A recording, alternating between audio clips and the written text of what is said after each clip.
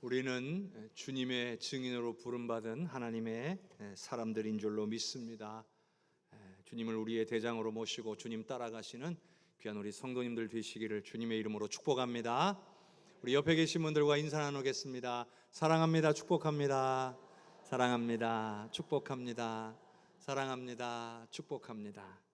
우리 주님의 은혜와 사랑이 우리 성도님들의 가정과 삶에 넘치시기를 주님의 이름으로 축복합니다. 지난주에 우리는 하나님과 우리는 언약의 관계라는 사실을 기억해야 한다라는 말씀을 드렸습니다. 우리가 언약의 관계를 잘 유지하게 되면 하나님이 예비하신 복이 우리에게 임하게 되는데, 그 복 가운데 하나가 믿음의 기도를 통한 응답의 복이다라는 말씀을 나누었습니다. 귀신 들린 아이를 고치지 못한 제자들, 그리고 예수님을 제대로 알지도 믿지도 못하고 있는 그 아이의 아버지, 이들에게 부족한 것은 믿음이고 그리고 기도라는 것을 가르쳐 주셨습니다. 예수님께서는 항상 삶으로 기도하심의 본을 보여주셨습니다. 이는 우리로 하여금 기도를 통해 하나님의 능력을 경험하기를 바라셨기 때문인 것입니다. 사랑하는 성도 여러분, 기도는 능력입니다. 기도는 성도의 믿음을 더욱 강하게 합니다. 그래서 기도하는 사람일수록 믿음이 점점 더 강하여져 가는 것이죠. 반대로 기도하지 않는다면 그 믿음은 절대로 강하여질 수 없습니다. 오히려 그 믿음이 더욱더 연약해져 갈 것입니다. 사랑하는 성도 여러분, 하나님의 은혜와 능력을 경험하기를 원하신다면 삶 속에서 기도하실 수 있기를 바랍니다. 여러분, 말씀과 기도를 통해서 우리의 믿음이 성장해야 합니다. 그래야만 우리가 가진 믿음의 기도를 통해서 더욱 강력한 체험과 은혜를 경험할 수 있기 때문인 것이죠. 주님께 바라는 것은 있는데 기도하지 않는다면 우리가 어찌 그 은혜를 힘입을 수 있겠습니까? 오늘 말씀 역시 기도에 대한 말씀이에요. 지난주에 이어서 역시 믿음의 기도에 대해서 다시 한번 다루어 보려고 합니다. 이는 그만큼 중요하기 때문이에요. 우리가 살면서 누군가가 나를 위해 기도해 줄 수 있습니다. 그래서 그 중보의 힘으로 놀라운 일들을 경험할 수 있죠.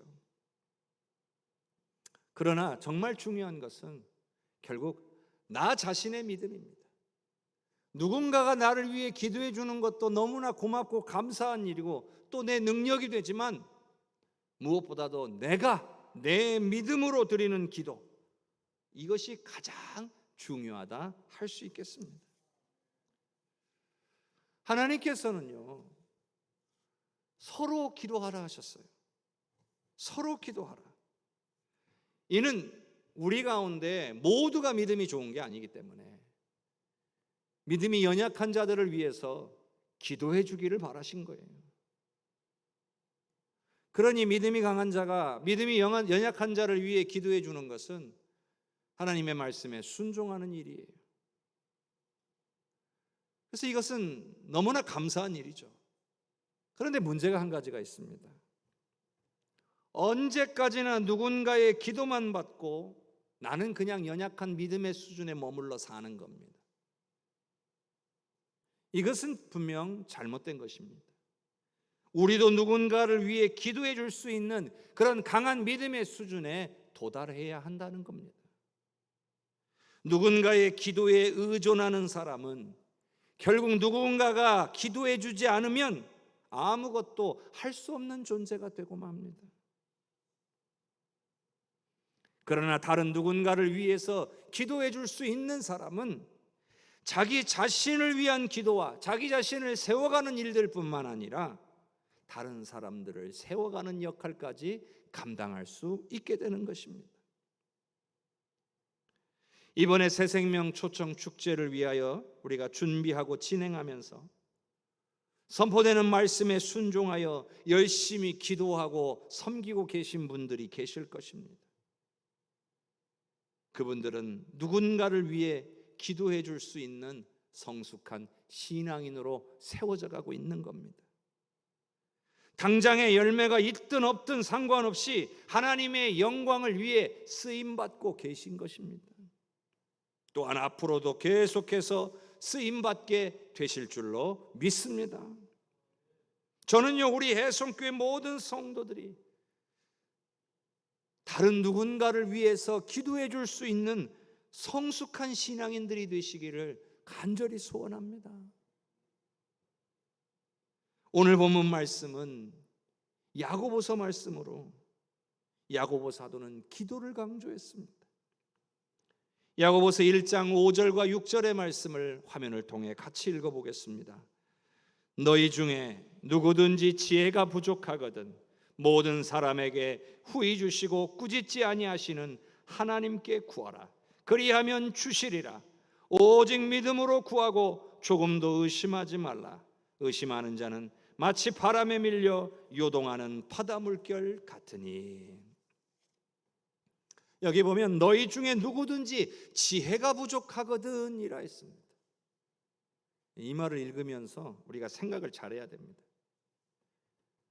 우리 힘으로, 우리의 지혜로 우리 삶의 일들을 풀어가려고 해서는 안 된다는 이야기입니다.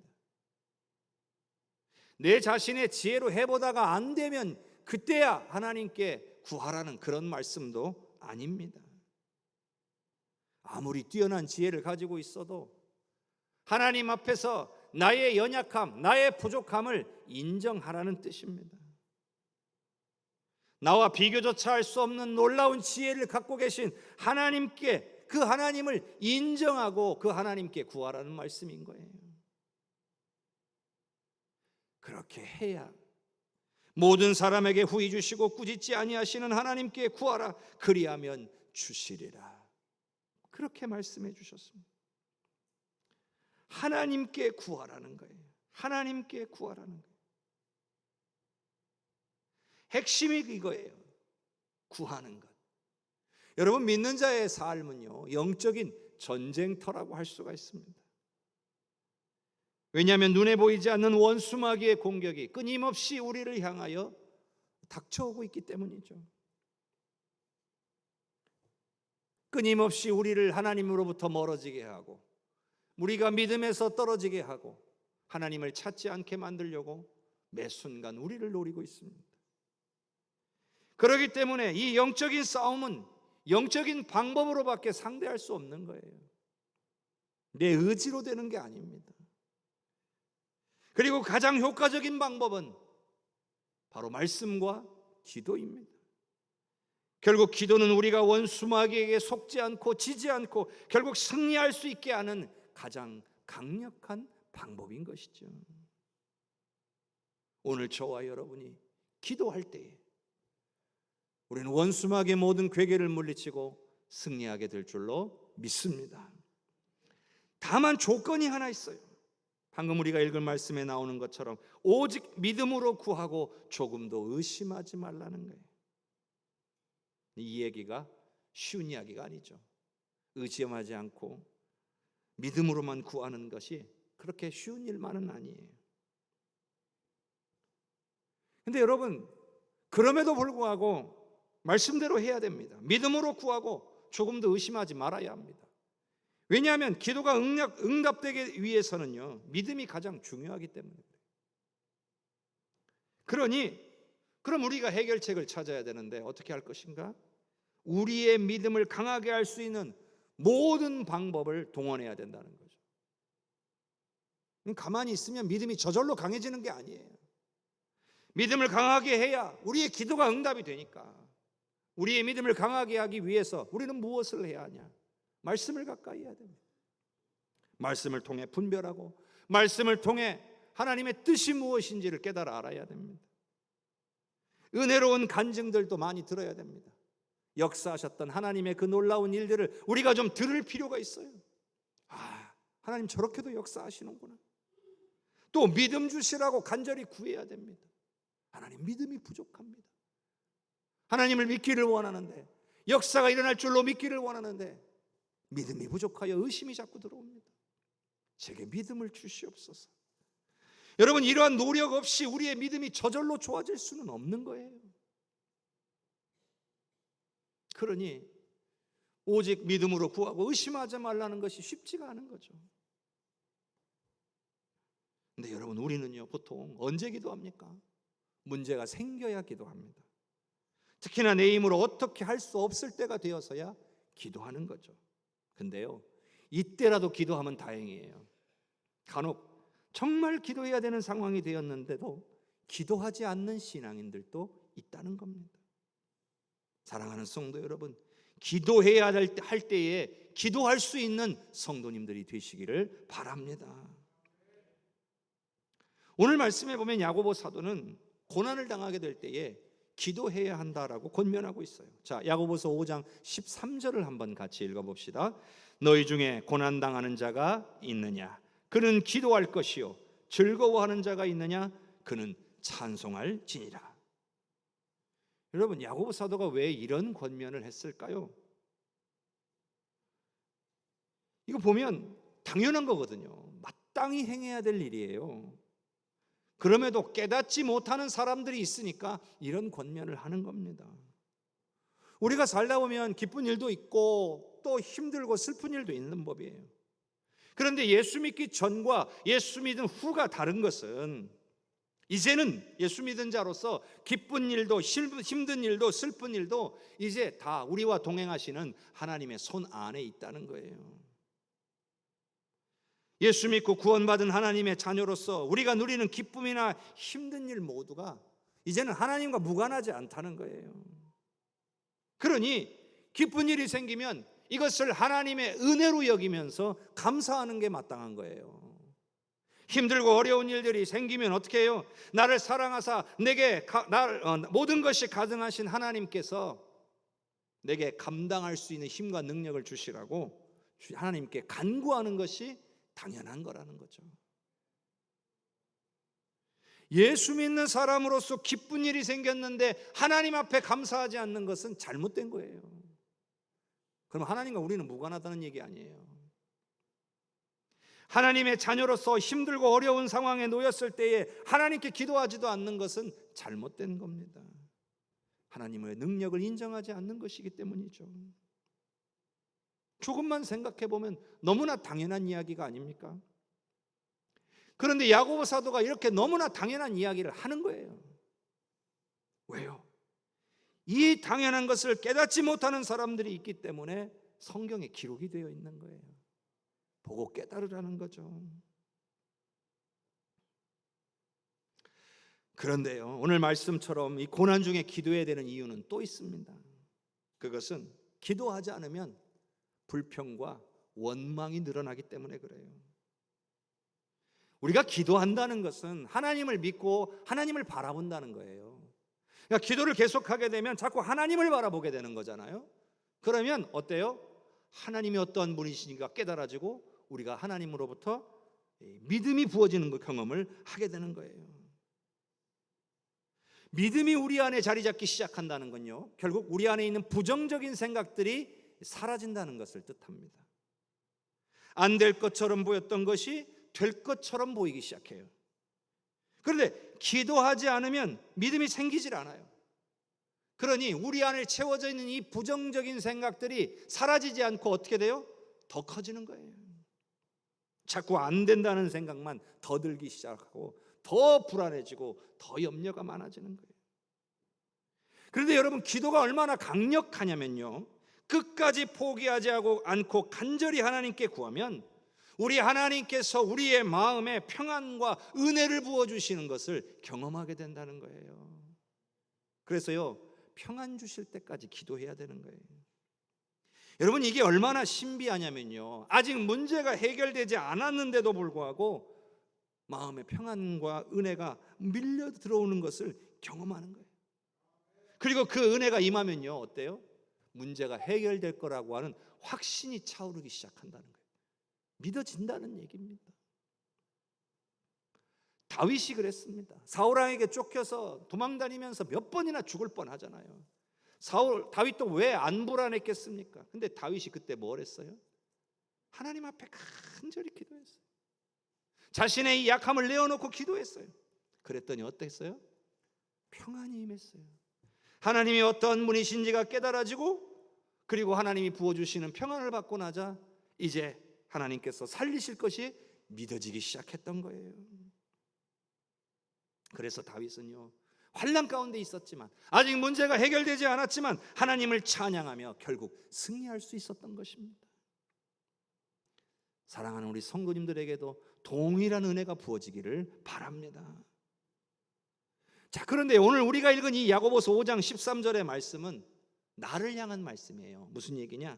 여러분 한 사람 한 사람을 향한 하나님의 음성이에요. 그러니까 이런 거로 들어야 되는 거죠. 하나님께서 말씀하시기를 너희가 지금 고난 중에 있느냐? 나게 구해라.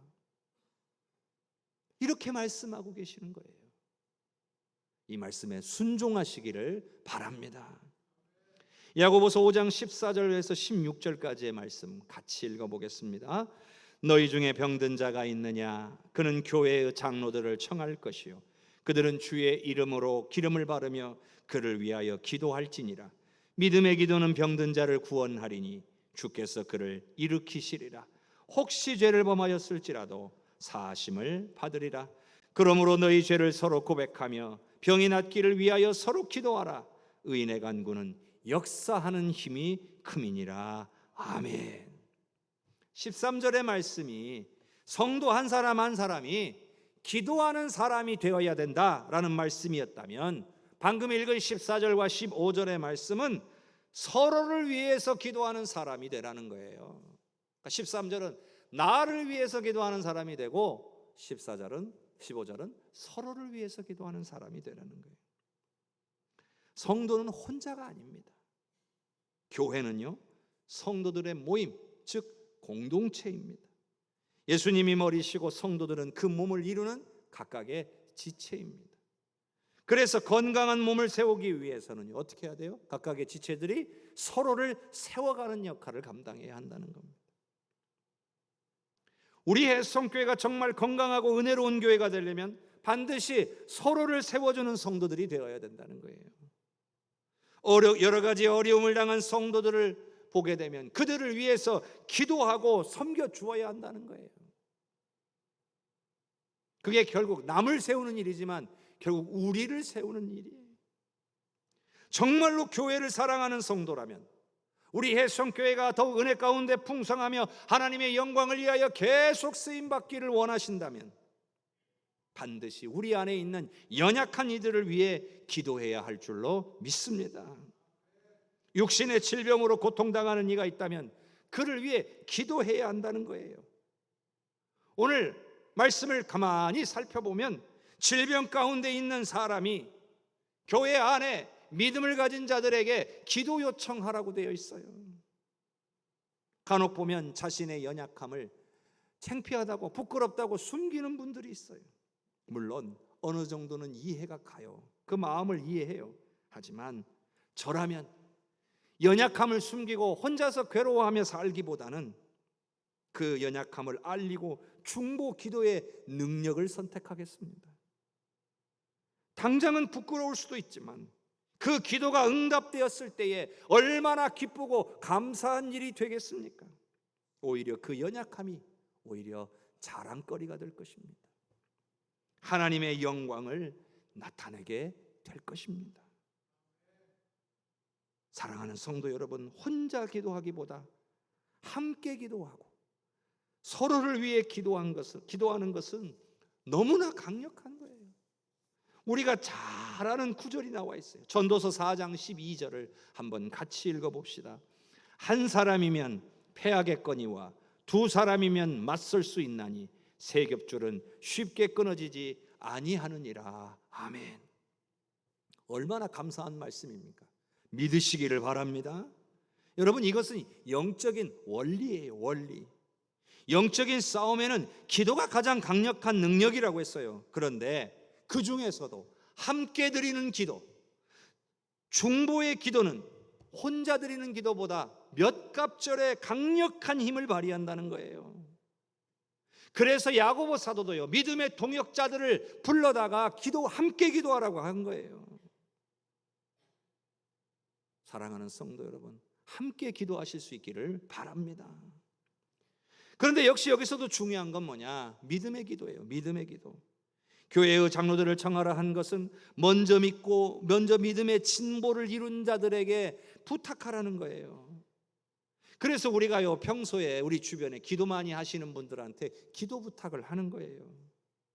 그분들은 기도의 응답의 체험이 많기 때문에 그런 분들일수록 더 믿음의 기도를 잘 드립니다. 그러니 여러분, 혼자서 괴로워하지 마십시오. 혼자서 힘겨워하지 마십시오. 여러분 주변에서 여러분을 위해서 기도해 주실 수 있는 믿음의 동역자들을 찾으시기를 바랍니다. 여러분이 기도 부탁해서 그분이 여러분들을 위해서 기도해 주면 그분도 하나님께 복 받는 길이에요. 좋게 얘기하면 우리가 나를 위해 기도해 달라고 부탁하면서 그분들에게 복 받을 기회 드리는 거예요. 그래서 함께 기도하고 함께 승리할 수 있기를 바랍니다. 그래서 구역도 있는 거예요. 그래서 신도회도 있는 거예요. 서로를 위해서 기도해 주라고요. 야고보서 5장 17절과 18절의 말씀을 같이 읽겠습니다. 엘리야는 우리와 성정이 같은 사람이로되 그가 비가 오지 않기를 간절히 기도한즉 3년 6개월 동안 땅에 비가 오지 아니하고 다시 기도하니 하늘이 비를 주고 땅이 열매를 맺었느니라. 간혹요, 기도하지 못하는 이유 중에 하나가 에이, 나 같은 것이 기도한다고 응답이 되겠어? 이런 생각 때문입니다. 기도가 응답되기 위해서 내가 신앙적으로 뭔가 조금 어느 정도 수준에 도달한 그런 사람이어야 되지 않을까 하는 그런 생각을 하시는 분들도 있어요. 그게 아니라고 오늘 야고보 사도가 엘리야의 예를 든 거예요. 엘리야가 어떤 사람이냐? 우리와 성정이 같은 사람이래요. 똑같은 사람이라는 거예요. 엘리야라고 해서 대단하고 특별한 인물이 아니라는 거예요. 다만 중요한 것은 엘리야가 어떻게 했냐가 더 중요한 거예요. 엘리야가 어떻게 했습니까? 비가 오지 않기를 간절히 기도했다는 거예요. 여기서 중요한 건 바로 이 간절히예요. 하나님께서 중요하게 여기시는 것은 기도하는 자의 마음이 얼마나 간절한가예요. 얼마나 하나님께 간절히 구하는가를 중요하게 여기신다는 거예요. 그래서요, 원수마귀는요, 우리가 하나님 앞에 기도하는 것을 자꾸 방해하는 거예요. 하나님 앞에 간절히 기도하지 못하게 계속해서 우리를 방해하는 거죠. 의심들게 하는 거예요. 에이, 내가 기도한다고 될까? 이 기도가 과연 응답이 될까? 자꾸 이런 생각이 들어오게 만드는 거죠. 여기 이런 게 바로 원수마귀의 자주 사용하는 공격 방법이에요. 우리로 믿음의 기도를 드리지 못하게 하고 간절히 기도하지 못하게 하고 결국 쉽게 포기하게 만들려고 하는 거예요. 성도 여러분, 우리에게 필요한 것은 이와 같은 간절함입니다. 간절히 기도하니까 3년 6개월 동안 비가 안 내렸대요. 또 간절히 기도하니까 비가 내리기 시작했대요. 우리의 간절한 기도를 통해 그 어떤 질병도 그 어떤 문제도 해결하시는 하나님의 놀라운 역사를 보게 될 줄로 믿으시기를 바랍니다. 여러분, 영혼 구원하는 것도 마찬가지예요. 결국에 해답은요, 믿음의 기도와 간절한 기도예요. 간혹 기도하지는 않고 판단만 해서는 안 된다는 거예요. 내가 미리 판단할 일이 아니에요. 여러분, 사랑하는 사람들이 죄 가운데 멸망을 길을 향하여 가는 것을 그저 지켜볼 수만은 없는 것 아닙니까? 생명을 걸고 기도해야 할 줄로 믿습니다. 야고보서 5장 19절과 20절을 함께 읽겠습니다. 내 형제들아, 너희 중에 미혹되어 진리를 떠난 자를 누가 돌아서게 하면 너희가 알 것은 죄인을 미혹된 길에서 돌아서게 하는 자가 그의 영혼을 사망에서 구원할 것이며 허다한 죄를 덮을 것임이니라. 아멘. 야고보 사도를 통해 하나님이 우리에게 주시는 또 다른 말씀은 미혹되어 진리를 떠난 자를 돌아서게 하라는 거예요. 죄인을 미혹된 길에서 돌아서게 하라는 거죠. 이 말이 무슨 뜻이겠어요? 무엇이 죄인지도 모르고 죄 가운데 살아가는 사람들을 주님께로 인도하라는 뜻인 거예요. 그런데 그 미혹된 길에서 돌아서게 하려면, 그 죄악된 길에서 돌아서게 하려면 어떻게 해야 되는가? 진리를 떠난 자를 진리로 돌아오게 하려면 어떻게 해야 되는가? 결국 기도가 답입니다. 여러분, 죄가 뭔지를 깨닫게 하는 것은 하나님의 말씀입니다. 말씀을 통해 죄를 분별할 수 있습니다. 그러나 그 심령을 변화시키는 것은 우리의 간절한 기도를 통한 성령의 역사하심입니다. 우리의 믿음의 기도와 영혼을 사랑하는 간절한 기도를 통해 하나님이 일하실 때에 그 영혼이 죄 가운데서 벗어나 주님께로 나오게 되는 거예요. 그러니 기도하지 않으면, 간절히 기도하지 않으면 그 영혼은 구원받을 수 없다는 겁니다. 이제 새생명 초청 축제가 한 주 남았습니다. 간절히 기도합시다. 믿음으로 기도합시다. 포기하지 말고 기도합시다. 성령께서 감동 주시면요, 최소 일주일 동안 한 번이라도 금식하며 기도합시다. 성령께서 반드시 우리의 간절한 기도를 들으시고 그 심령을 어루만지사 당일에 주님 앞에 나오게 하시며 주님을 경험하는 역사를 베풀어 주실 줄로 믿습니다. 사랑하는 성도 여러분, 우리의 삶에 닥친 여러 가지 환난과 어려움, 주님 앞에 기도함으로 끝까지 믿음을 가지고 간절히 구하여서 다 해결받고 승리하며 사시기를 주님의 이름으로 축복합니다.